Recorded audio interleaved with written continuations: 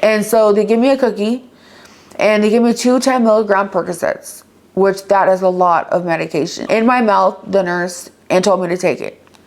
Then they put me in my car, and my husband's like, okay, like, we're gonna go to the hotel. It's like literally down the street, because we had like rented a room and stuff.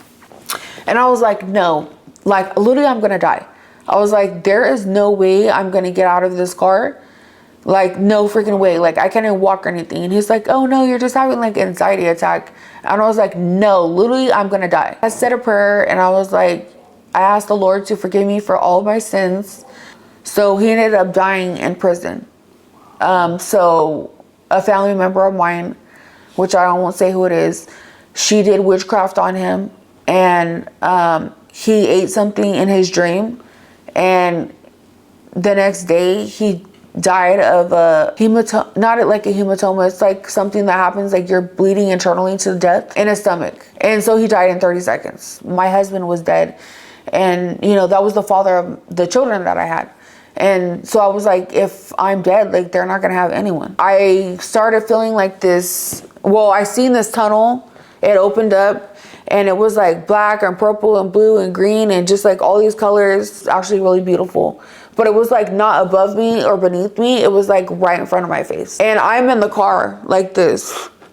And you know, I just had surgery, so I'm just like, what the heck? Like, this is really crazy.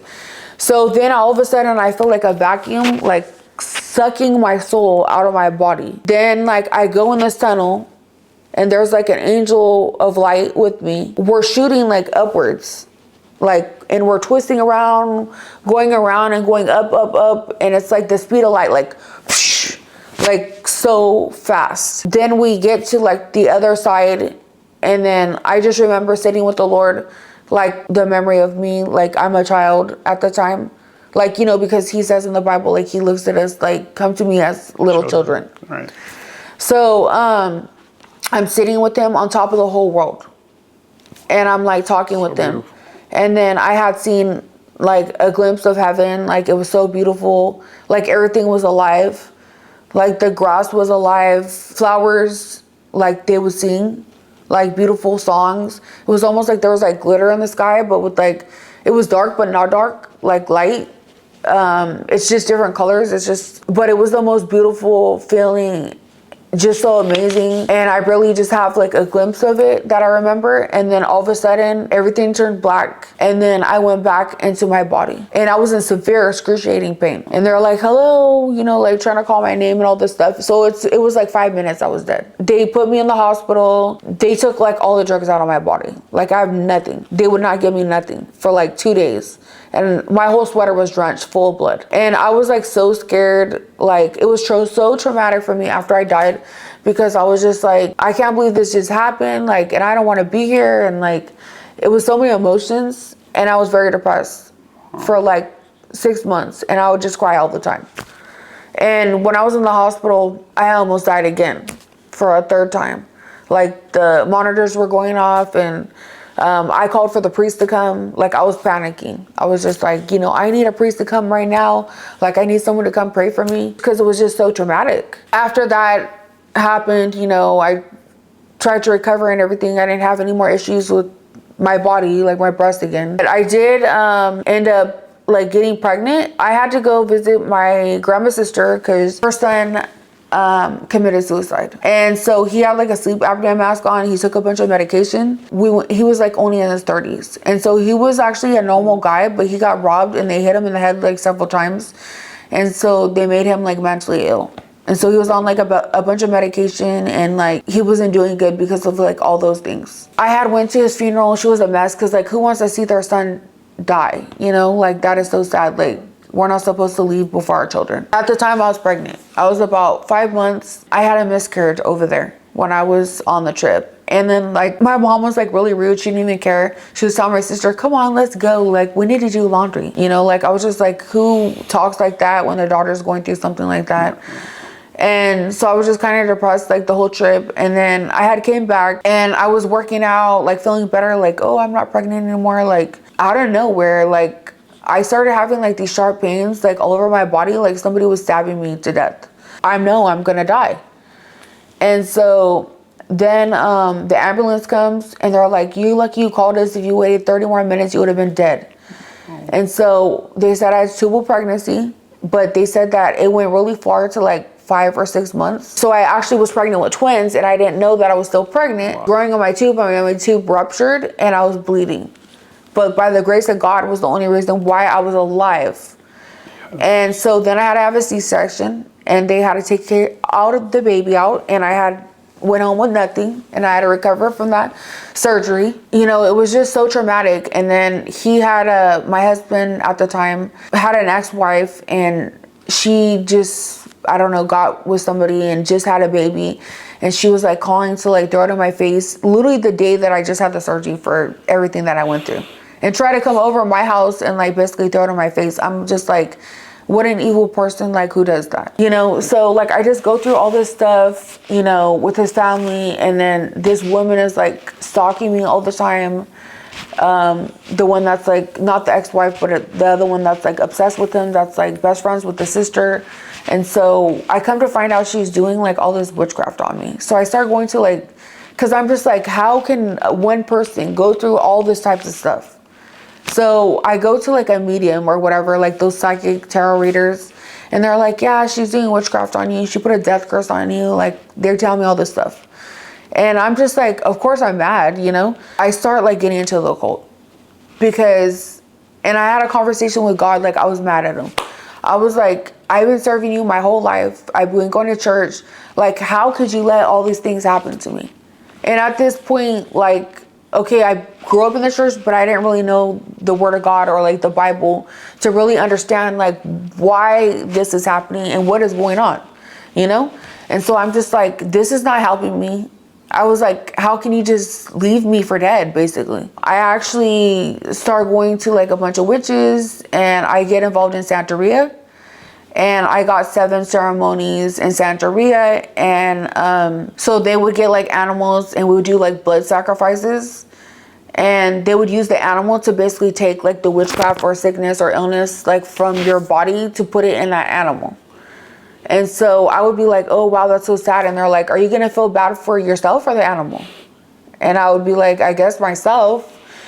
And so they would take me to different locations to do different types of like cleansing work and stuff like that. And I probably spent over $20,000, you know, trying to get clean of this witchcraft. That was really just horrible things happening to my life.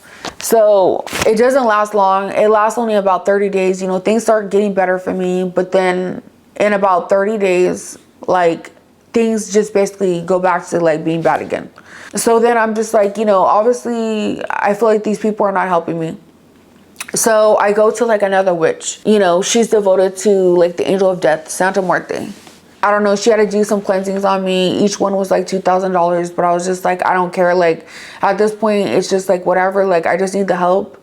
I had made an offering to Santa Muerte because she basically told me that the only way I could, you know, be free from this is if, you know, I give an offering to the deity that basically the person that was doing witchcraft on me was using against me. And so I had gave her an offering, and I just felt the energy was just like really, really strong. Like it was almost like scary. And so I gave her some like a fruit basket and like a candle, and like I asked her for something. Me and my husband were arguing, and I had asked her like, oh, just help me out, you know, like I need like $10,000. And she like made it happen for me like within an hour. Then I get really deep into this like witchcraft stuff. I started doing spells, hexes, like cursing people, doing all types of like really dark stuff. So I had met some friends, and they were like witches and stuff. And I wasn't really into like spell work and all those types of stuff. And they would tell me like, yo, you need to get like graveyard dirt. And so I ended up going to the graveyard, and I hexed somebody, and I put them like in the cemetery. I did like just a bunch of like evil things. And, you know, I was really involved in like that stuff, and I got really deep into it. I had a whole room full of like nothing but witchcraft supplies. I had about $30,000 of witchcraft supplies. I had 13 Santa Muerte statues. And like I would worship her, and I would give her offerings and like water and alcohol and like food. and like basically pray to her and like stuff like that. And I would do spell work, and it was very successful, and I would heal people. But at this time, it was actually a miracle because God still had his hand on me. Like, I could have been possessed like so many times or been dead, but I never got possessed. Like, nothing like really bad happened to me. So then, you know, time progresses and stuff, and I feel like guilty. I'm just like, you know, I shouldn't be doing this. This is like bad. Because I know in my heart that I love God. Because ever since I was a little girl, I would like sing to him, and I would say like, I love love because God is love. And he was just so special to me because when I was a little girl, like I had nobody. And he would just speak to me and talk to me. You know, I would just, you know, I was feeling like a type of way, like, you know, I just need to come back to God and stuff. I ended up like giving my life back to him. But then like my whole life started falling apart. Like, so I had an employee because I have a business. I have like a massage spa. This employee was like selling herself, and she was doing like a bunch of like illegal stuff, and I wasn't too experienced on like having employees, so I didn't really know you're supposed to have like contracts and all this types of stuff. So she just worked there. She had like her own key, and we worked like separate times. So I would go in like in the like around 4 p.m. to like, you know, 7 or 8, and then she was there from like the morning until like 3 p.m. or 2 p.m. So she had her own key, and she was like sleeping with all these men and stuff. I had like no idea. And so there was like investigators like watching me for like 3 months, and I didn't even know about it. So at this point in time, I'm like, you know, trying to hire, you know, new employees because I'm like, you know, I'm making great money. I opened a second location. I'm making like about $1,000 a day from her. And then, you know, I'm making almost about that for myself. And then she just gets in trouble one day, and like 12 o'clock p.m. I get a phone call, and she's like, the police are here. Like, they knocked the door down, but at first she's trying to trick me, like to get me to go over there. And I'm like, I'm not going over there. Like, I had a bad feeling. I'm like, I'm not going there. So she comes to my house, and like right as soon as she tries to like walk up to me, these police are like already at my house, but they're like down the street, like with their lights off. So God knows whatever she told them at that point in time. 10 undercover cops, and they literally tried to run me over on my front lawn. They chased me, and then, but I was already, you know, like at my house. So I ran inside my house, and I'm like, you know, you don't have a warrant, like you can't come in and stuff. And at this point, I don't even know what's going on. Then they like basically tell me I'm being arrested for like felonies and stuff. And I'm just like, what the heck? Like, I didn't even do anything. And so I called my attorney, and he's like, you don't have to come out. You don't have to talk to them. You don't have to do nothing. And I was like, okay. And then they basically had my whole family. They held my son at gunpoint. And so I had like no choice to come out, because like, what am I going to do? Like, leave my whole family? Right. My grandma was out there, everybody. I mean, like, it was crazy. They're like, we're going to tow your car. And I was like, this is getting really serious. Like, you know, so like, I'm just gonna have to come out. So then I'm like, I put my medication on me. Like, I have like some pain pills that are prescribed to me, and like some anxiety medication. So I put it like in my pocket, and then I take like a few $100s with me, and I stash the rest of the money I have in my house, because I don't leave too much in the bank, because I already know how people are, the banks are and stuff. And so they searched me, and they took my phone, they took my money, they took everything that I had, but they didn't find my medication that I had on me. But they took everything like I had, like all my money. They took a laptop, they broke the door at my shop, they ransacked it, they messed it up so bad. And so they take me in, and I'm just like, what am I being arrested for? They literally won't tell me. And then finally they tell me it's like pimping and pandering. I'm human trafficking people. I'm just like, what the heck? Are you like literally crazy? Like, this makes no sense. Like, this is insane. My attorney comes. I'm there for like hours. And so like, I don't even know, like, I'm being attacked or whatever. Like, so I'm in the cell or whatever. And like, so I find my medication that I have like in my pocket, but I have a prescription for it, but I don't have it on me. I just have the pills. And so this lady, she has like a short bob cut, and like, she said that she just got transferred from prison, which doesn't make sense. Why would you have your hair done and like a fresh haircut and everything, and you supposedly just came from prison? But I wasn't thinking at the time, because I was going through so much trauma and like stress. She goes out and she tells like the guards or whatever, the COs, that like I have drugs on me or whatever, and that I was taking them.